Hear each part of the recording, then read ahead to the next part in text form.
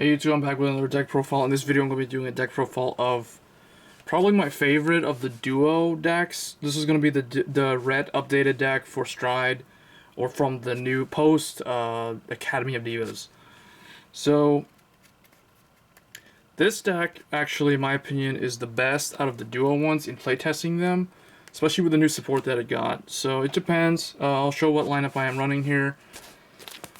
So for Duo Temptation Reit, she was the main star card from last year, and for the longest time, she's actually the best duo Vanguard, or best Bermuda Vanguard for a long time, because she's the resetting Vanguard.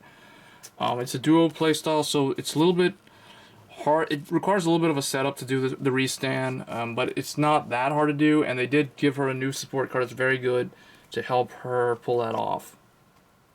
As the backup grade 3, because Meer is no longer in the deck because she went off and start her solo career, this does allow you to run basically whatever you want. A lot of people are running the Legion, the Promo Legion, which is Victoria, which I was actually running, but I took it out because I am running that in a different deck, which will be another video.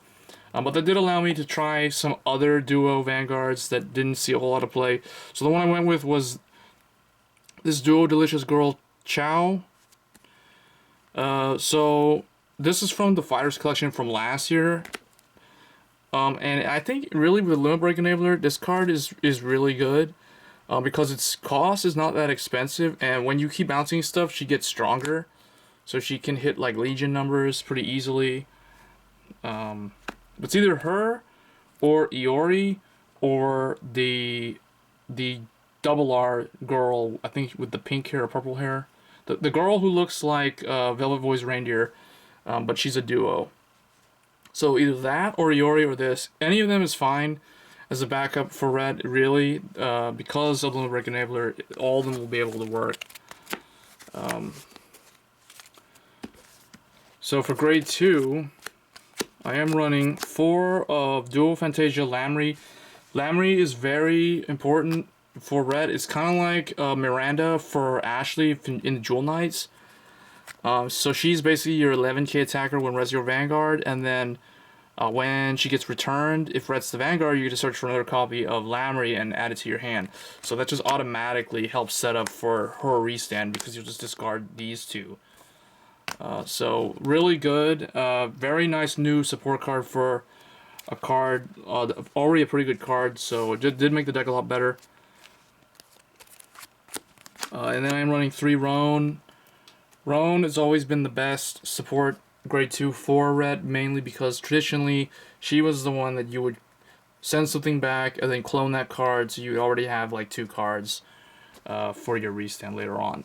So 3 of her, because I am actually trying out Thames in here. So I'm running 4 Thames. Thames is the grade 2 equivalent of Peace, but the only thing about her is she's grade 2 and she's an 8k. So it's either going to be this or the 12k duo attacker, or or you would run like 4 Roan, 3 of the 12k, or 4 Roan and 3 of the Soul Charge and Unflip 8k. But I'm running this just so I have a second way to pull off the combo with the starter. If for whatever reason, like I draw into a bunch of these early or something. So that's the grade 2 lineup. But it can be whatever you want. Like really with this card, you don't really need the 12k that much anymore, in my opinion. But it's still pretty good in the event where you're having to sit on Chow as the Vanguard. So for grade 1s, 1 Kolima, Quintet Wall, and then 3 Duo Aria. So I'm still doing the 3 and 1. In a lot of my Bermuda Triangle decks, I am running the 1 Quintet Wall. I just find it really good because it helps you maintain an enormous hand. But surprisingly, in the current meta, Bermuda Triangle doesn't really get that big of a hand, mainly because Stride format requires you to use so many cards to block, especially if they're gaining critical and stuff. So the Quintet Wall does kind of help.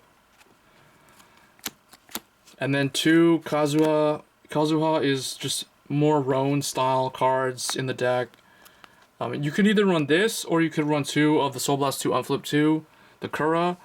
But what I found is that I'm able to rush fast enough with Reit because of a newer card that I don't actually really need Kura in here.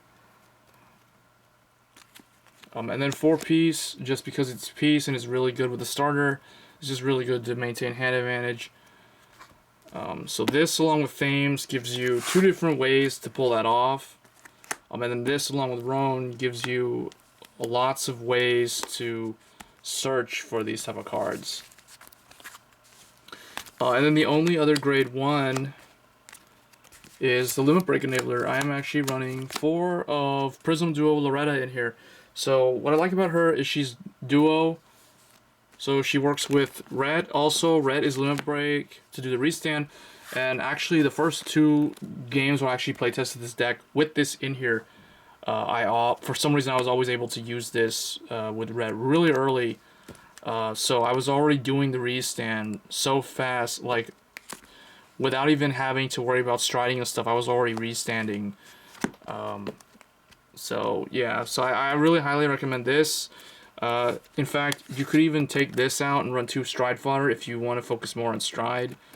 But Limit Break is just really good against those type of decks that like to sit on grade 2 a turn because they want to stride first, because that's a huge advantage.